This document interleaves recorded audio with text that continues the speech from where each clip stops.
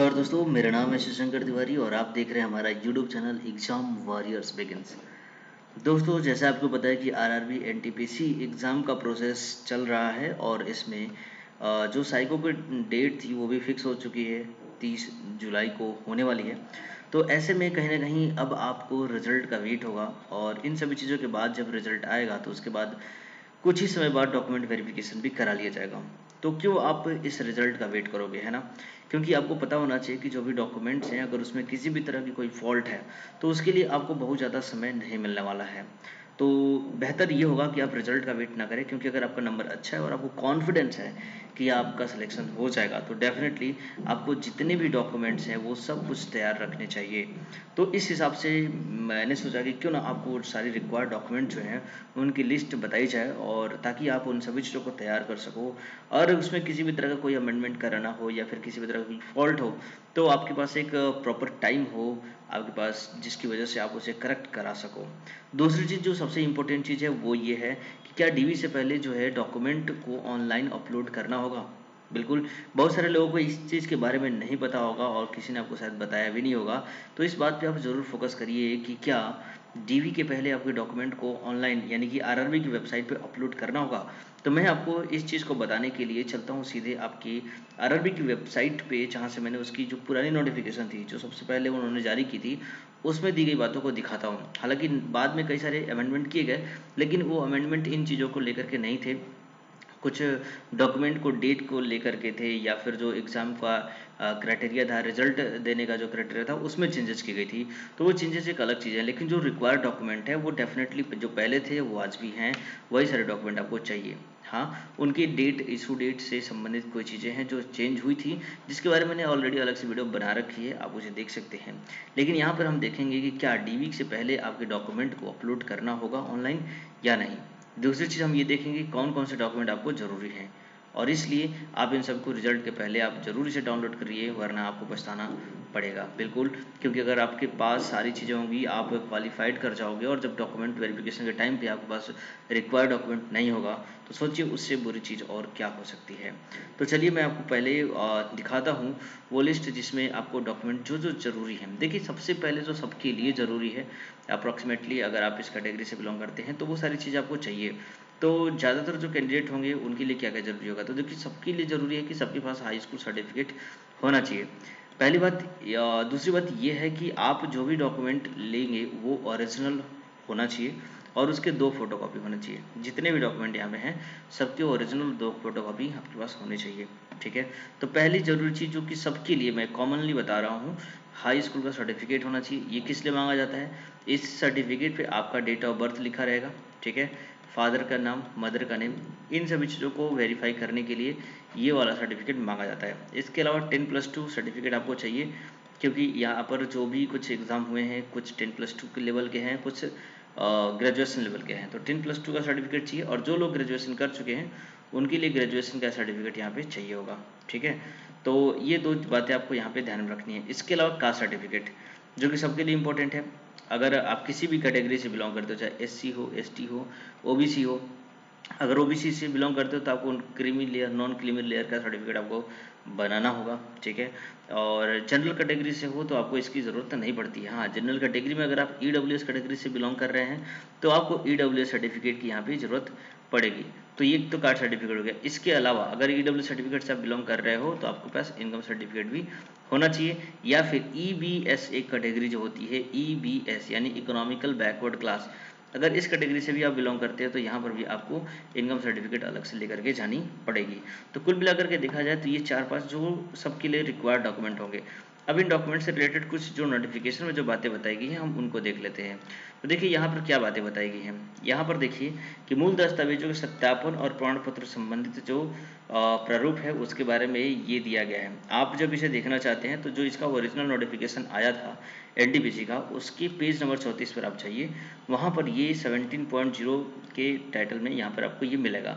इसमें देखिए सबसे आसान शब्दों में यहाँ पर लिखा गया है, मैं उसी चीज़ को आपको दिखाता हूँ जो ज़रूरी है आपको, और इस बारे में आपको जानकारी होनी चाहिए कि दस्तावेज सत्यापन के लिए शॉर्ट लिस्ट किए गए उम्मीदवारों को दस्तावेज सत्यापन के समय सभी दस्तावेजों की मूल प्रतियों के साथ सभी दस्तावेजों की स्वप्रमाणित फोटोकॉपी।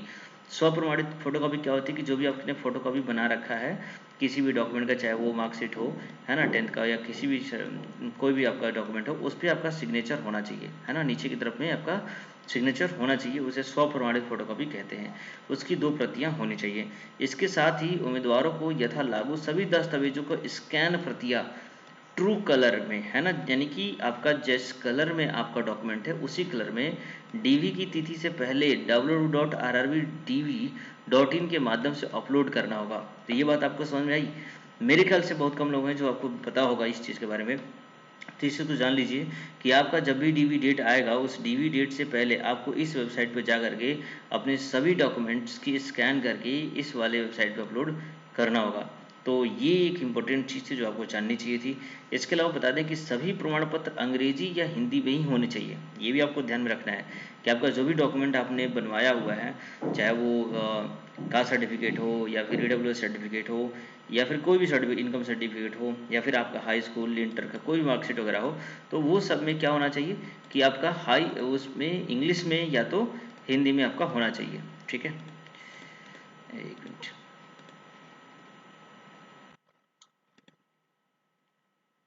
ठीक है, तो वो आपका हिंदी में या फिर इंग्लिश में आपका होना चाहिए। इस बात का आप क्या ध्यान रखेंगे कि या तो वो हिंदी में हो या तो इंग्लिश में हो। अगर ऐसा नहीं है तो उसको आपको क्या करना होगा, उसको चेंज करना होगा, है ना। तो इसमें क्या लिखा है, जब भी आवश्यक हो स्वप्रमाणित अनुदित संस्करण प्रस्तुत करना होगा, कि उसका मतलब क्या होता है वो आपको बताना होगा, है ना। ये चीजें हो गई। इसके अलावा आगे देखते हैं और क्या बातें बताई गई हैं। तो इसमें देखिए बताया गया है कि दस्तावेज सत्यापन के समय अपने मूल प्रमाण पत्र प्रस्तुत नहीं करने वाले उम्मीदवारों की कोई अतिरिक्त समय नहीं दिया जाएगा। इसीलिए मैंने बोला था कि जितने डॉक्यूमेंट हैं आपको वो सारे डॉक्यूमेंट आप तैयार कर लें, वरना आपको बाद में पछताना पड़ सकता है। क्योंकि जब भी आप डीबी के टाइम पे जाएंगे और वहां पर ऐसा कोई डॉक्यूमेंट जो आप नहीं लेकर गए, भूल गए, या फिर आपने बनवाया नहीं, या फिर उसमें किसी तरह की गलती पाई गई, तो ऐसे में आपको कोई भी अतिरिक्त समय वहां पर नहीं दिया जाएगा और ऐसे उम्मीदवारों को निरस्त कर दिया जाएगा। तो आपकी सारी की सारी जो इतने 3 सालों से जो आपने मेहनत कर रखी है वो सब कुछ बेकार हो जाएगा। तो ऐसे में आपको ये सारी डॉक्यूमेंट्स को काफ़ी ही अच्छे से तरीके से देख लेना चाहिए और देख लेना चाहिए कि उसमें किसी भी तरह कोई गलतियां तो नहीं है। दस्तावेज सत्यापन के समय जमा की जाने वाली दस्तावेज निर्धारित प्रारूप में ही होनी चाहिए और प्रारूप भी उसका निर्धारित होना चाहिए, यानी कि उसमें भी किसी भी तरह का गलत पाया जाता है, कोई नाम की स्पेलिंग है या फिर जो फॉर्मेट होना चाहिए वो फॉर्मेट अलग है, तो उसमें भी अगर दिक्कत आ रही है तो कहीं ना कहीं आपको प्रॉब्लम कर सकता है। ठीक है, आगे देखते हैं आगे क्या लिखा गया कि उम्मीदवार द्वारा सत्यापन के लिए मूल रूप में लाए जाने वाले दस्तावेज निम्न अनुसार होने चाहिए। तो देखिए मैंने जैसा बताया था कि पहली तो चीज होनी चाहिए कि आपके पास जन्म तिथि प्रमाण पत्र के रूप में आपके पास मैट्रिक या हाई स्कूल की प्रमाण पत्र होना चाहिए, या इसके समतुल्य कोई प्रमाण पत्र जिसमें आपका नाम, माता का नाम, पिता का नाम दिया गया हो और आपका डेट ऑफ बर्थ उसमें दिया गया हो। तो ऐसा कोई भी सर्टिफिकेट ऐसा होना चाहिए। जनरली मैट्रिक या हाई स्कूल का सर्टिफिकेट ही मांगा जाता है। इसके अलावा 10+2 का, इंटर का या फिर हायर सेकेंडरी का पीयूसी समकक्ष प्रमाण पत्र भी होना चाहिए आपके पास। यथा लागू मतलब जैसे कि 10+2 वालों के लिए ये जरूरी है। ठीक है, और जो विश्वविद्यालय में पढ़ रहे हैं, है ना, जिन्होंने ग्रेजुएशन डिग्री की, यानी कि जो आपने लेवल 5 या लेवल 6 की जॉब के लिए यहाँ पे डाला था, तो वहां पर आपको ग्रेजुएशन के सर्टिफिकेट भी आपको लेकर के जाने होंगे यहाँ पर। ठीक है, तो ये 3 चीजें जो सबके लिए कॉमन है, पहली चीज की मैट्रिक का सर्टिफिकेट, इंटरमीडिएट का सर्टिफिकेट और ग्रेजुएशन सर्टिफिकेट, ये 3 सर्टिफिकेट सबके लिए कॉमन है। सारे चाहे वो किसी भी कैटेगरी से बिलोंग कर रहे हो सबको ये लेकर के जाना ही है। इसके अलावा आप अनुसूचित जाति या अनुसूचित जनजाति से बिलोंग करते हैं तो इसका प्रमाण पत्र होना चाहिए।